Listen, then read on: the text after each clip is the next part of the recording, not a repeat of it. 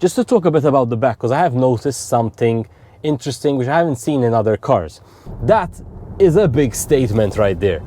All right, let's talk some real world driving range numbers. I've got my handy calculator up.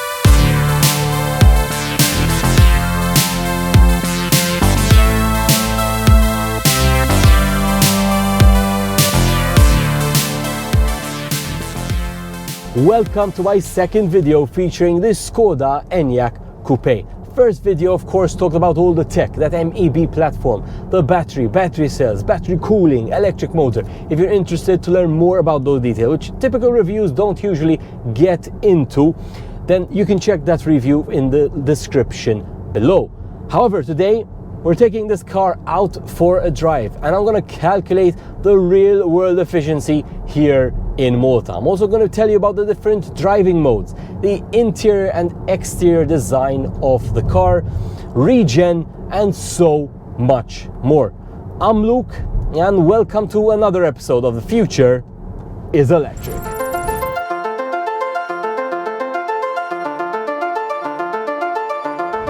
Now, of course, this car, the Skoda Enyaq, comes as both an SUV and a coupe with the sloping roofline. That's actually the version I'm in today. Now, in terms of the exterior design, I think it's nice, it's elegant, but at the same time, I don't think it tries or does stand out. And perhaps that's a good thing considering the target market this brand goes after. Where I think they do stand out, and it's a good thing, is this interior. And I'm just going to park here so I can walk you through it. All right, let's talk a bit about this interior. So obviously this is going to vary, right, depending on which spec you choose for the car. So I do recommend you refer to your dealer for this, because these things tend to change a bit over time. But the version I have here is actually very, very nice. It's the advanced pack at present. And I do like a lot this material, both here on the dashboard and on the door, which is basically the same material used in the seats, which is very nice. I'm a big fan of grey, so I don't know if it's that, but I do like it a lot. A very nice touch to it, and gives you that nice premium feel, which is very, very nice. We have a two-screen setup, right? There is a 12.9-inch screen over here in the middle, and then a much smaller screen here in the center here to show your speed, your charge level, etc. Now, we've seen cars with two big screens, we've seen cars with one screen, we've seen a lot of cars, right? One thing I do like about the small screen we have here to show you their speed, etc., is basically I've noticed that given the shape of the steering wheel, irrelevant of how tall or short you are, I've checked different heights here, that screen is always visible. Of course, the steering still has adjustment. You're like, wait, that shouldn't be in every car? I've noticed that isn't in every car, right? Some cars, that screen is obstructed by the steering wheel depending on your height. And here, with this steering wheel setup, etc., that screen is very visible. And while it is small, I think the graphics of it are good. I think they're better than the graphics we have for the center screen, right? The graphics there are good. They show you the information you want neatly without overdoing it. Like if I compare, say, to the BYD Atto 3, which has the similar setup, right? One screen here and one screen there. I feel the screen in that car, it's a bit more cluttered and a bit too colorful, that I don't think you get the information as fast as you want when you're sort of taking your eyes off the road. So I do think they've done a good job with that in this car. So that I like a lot. Center screen, I have it on Apple CarPlay at the moment, which is wireless, and it paired very nicely right away. And Apple CarPlay works very fast in it, right? I got the maps, I got Spotify, WhatsApp, etc. So if you do have an iPhone, this is like the way to use the screen. Of course, then you can go back to the normal Skoda interface, which I'll be honest, I'm not a huge fan of. The responsiveness of the display and the crispness of the display is good. I wouldn't say it's the best I've seen, but it's definitely good. So pretty good over there. Interface, okay to use, but I do think there is a bit of a learning curve. I have gotten in other cars where I get it right away. Here there is a bit of a learning curve to it, but I guess once you get used to it, it's going to be fine nonetheless. Moving down, we do get some physical buttons here for the air conditioning. Basically to access the air conditioning controls. The finesse is still from the screen. You've got your mode selector for your driving mode, of course, which we'll talk about later on in the review. That's your Eco Sport. I'll talk about it later. So that's very nice that we do have these physical buttons over here. I know some people like them. Moving down here, wireless charging pad and a second pad for another phone which isn't wireless charging. Cup holders. The gear shifter, the first time you see it, it's actually really small and you're like, oh god, what is this? But it's actually very, very comfortable. You just literally tap it with the touch of a finger and you're changing between drive, neutral, reverse or your regen B mode. So this is actually very comfortable and I do like it a lot. I like it as well because the way it is, you do not have to look down from the road to actually find it or change it. So as you're like reversing and navigating, you don't have to like look, because with your hand just here, you do feel it very well and it's very easy to use. So that I like a lot. Another good thing about this car is the storage space. So storage in the bins, a lot of storage down here, which is nice to see. And we have seen some other SUVs on the channel which don't give you this, even though they're on native EV architecture like this car. So good storage down here and you got more storage in here. So the storage overall is very good and the cabin of course is very roomy being an EV platform. Just to talk a bit about the back, because I have noticed something interesting which I haven't seen in other cars. So basically the seat design, I don't know if it's in all the specs, but it's in the one I have here. Basically in an EV, because the battery pack is under the passenger compartment, what tends to happen at the back is your knees end up being a bit too high up and you end up with this big arch underneath you. But the way they've designed the seat, it has a little like lip at the end and that gives you a bit more support here towards the knees at the back of your legs here. And that makes the seat, I think, quite comfortable, particularly probably for longer journeys. So I think that's a very nice touch. Again, it's the first time I'm noticing that. I don't even know if they did it for that reason. I didn't read it anywhere. But when I sat on it, I noticed it right away that it does give you that support over there, which other EVs might not. So that makes those seats nice and comfortable. Overall, again, very good build quality.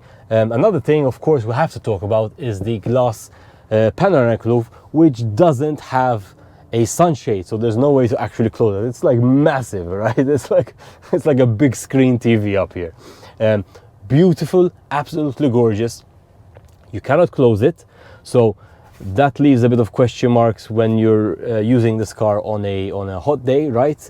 But I have actually gone on a road trip, right? If you've been watching the channel, you've seen it, where we drove from Leeds all the way down to Malta. To be fair, that was in February, March, and it was mostly in Europe where it's not as hot as it is here. And we did have a car with the glass roof, which again doesn't cover, and the UV protection usually does a very good job at cutting the heat out, right? But of course this is something I'm going to have to ask you, the community. If you have a car with a glass roof without the visor, how do you find it based on where you are in the world? Let us know in the comments down below your opinion. Let's talk a bit about safety, because I don't think people appreciate how much safer the cars of today are becoming. So this car was crash tested by NCAP, the European testing agency, in 2021. And they crash tested the normal SUV and they confirmed that the coupe, which is the one I have today, does perform the same way. And it scored a full 5-star rating in 2021. But it also did better than that, because of all the cars tested that year in this category, in this class, in the SUV category, which, let's be honest, is quite a populated one, it got the best possible result. So this was the safest SUV tested by NCAP in 2021. So that is a big statement right there. Now, how are they getting this level of safety? So besides the usual design of the vehicle and airbags and everything else, of course, this car has a lot of tech inside it which help keep the safety of the vehicle as good as possible.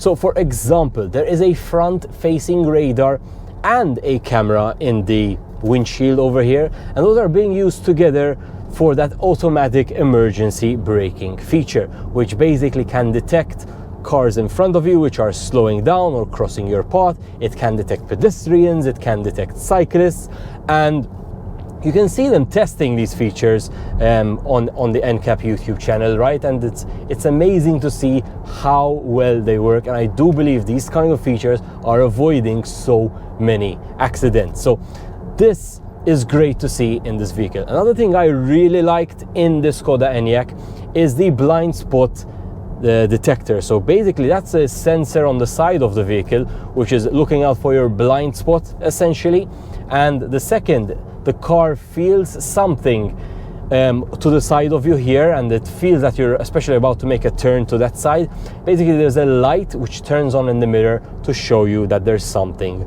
there. Now usually from all the cars I've seen on the channel, that light is a small orange LED in the mirror or somewhere around it. But here they actually make the lights very, very big, right? There are actually these lights on the side here, and they do turn on quite brightly. And I do like that a lot, right? Because it allows you, the driver, to really see or take note of any danger around you. So blind spot detection, from my point of view, the best I've seen on the channel so far. So another thing that center camera is being used for is to detect the road lines in the road, and then the car is using that for your lane keep and lane assist feature, which basically detects when you are veering off your lane, right? And the steering will slowly nudge you back to the center of the lane. Of course, you can override this with strength, right? If you're trying to avoid a dangerous situation, but in principle, for normal driving, this will be on, and it works so effortlessly, and it is so comfortable. And again, it's another feature which I think is so important today, with everybody's phones distracting them.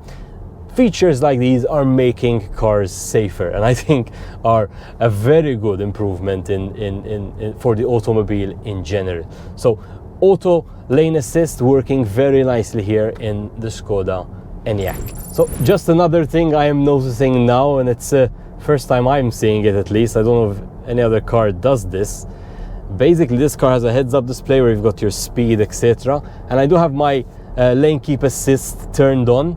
And basically what I'm noticing here is that if the car does feeling me drift off the lane, besides the steering actually pulling me back to the center of my lane, I am getting a graphic on the screen which I'm not going to be able to show you, but it's basically an orange line which sort of highlights the line in the middle of the road, which is pretty cool. And it's basically showing that, listen, the car is now moving you or steering you back correctly to the center of the lane. So usually when I've driven cars with this feature, and a lot of them have it, to be honest, you would see that graphic here in the display in front of you, and it is doing it over there as well, but it's nice to see it in the heads-up display as well. So that's a very nice feature to have. Okay, so let me tell you a bit about the regen pedals. I've been using them a bit here. So basically the pedals are used to increase or decrease your regen, but it does that sort of instantaneous in 3 different levels. So it's 1, 2, 3, and you can press it to sort of cycle through those modes. You press the -2 to increase here, and it's only on momentarily, so it will turn itself off, and then it defaults to an auto regen mode. So it's using a number of sensors to sort of dial in your regen accordingly, the traffic conditions, etc. You cannot pull back on, say, the minus and slow down the car from there, as I've seen in other cars. So you can press it just to engage it, and as I said, then it will automatically turn itself back to auto mode. So the pedals I like. It's not I say my favorite. However, with this car I sort of forgive it, because the B mode I like a lot. I think they've dialed in the B mode very nicely here, and I would personally drive this car in the B mode all the time, I think. What's nice about the B mode here is that basically the way the car decelerates when you let go of the accelerator here is the smoothness of that curve is very, very nice. And some other cars, you know, let go of the pedal and like chugs a bit. Not here. They actually do it very nicely, and sort of the longer you wait, the sort of more strength you get out of the region, which is nice. Not a one pedal, so the car will not stop completely, but I'd say enough strength to say at a roundabout, at a junction where you have to yield or go, you can make that decision using the region of not having to press the brake pedal at all. So I think B mode dialed in very nicely. Pedals, not so much, but I can live with them as well. Alright guys, let me tell you a bit about the different driving modes we have available here. So they're selected using the physical button here, which then brings them up on the center screen. So we've got 4 modes to choose from here: Eco, Normal, Sport, and Individual. Eco mode, basically this is in inverted commas, right?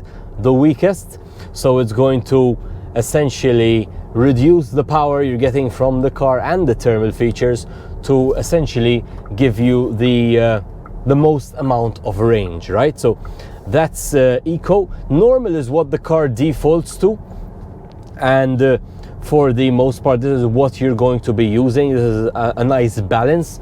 And then you have your Sport mode, which gives you the most amount of power, the most amount of acceleration, right? Which is good enough. It's not the fastest, but who needs that kind of speed? Electric cars are already fast and quick to begin with, right? So it's a nice sport mode. Individual, this is interesting. Basically lets you customize your own mode in terms of the driving dynamics, the steering, etc., etc. So that's a nice level, I'd say, of customization available here to you, the user. All right, let's talk some real world driving range numbers. I've got my handy calculator up. I've brought up the stats on the screen from today's drive, and today's drive I averaged 17.8 kilowatt hours per 100 kilometers. However, what's interesting about this car is this is a registered vehicle, which is fairly new, 2,800 kilometers. And I do have the data here from when it was essentially brand new. So what is the average efficiency over that period of time? And there I'm seeing a 16.9 kilowatt hour per 100 kilometer efficiency, which is better than what I got today. And I believe that given this is in winter, that number will improve even more. But let's just take those numbers for example. So this car has a usable 77 kilowatt hour battery. If we divide that by the 16.9 efficiency I'm seeing here and multiply it by 100, that implies a real world driving range here in Malta on a full charge of 455 kilometers, which is shy of the 500 plus range the car is rated at.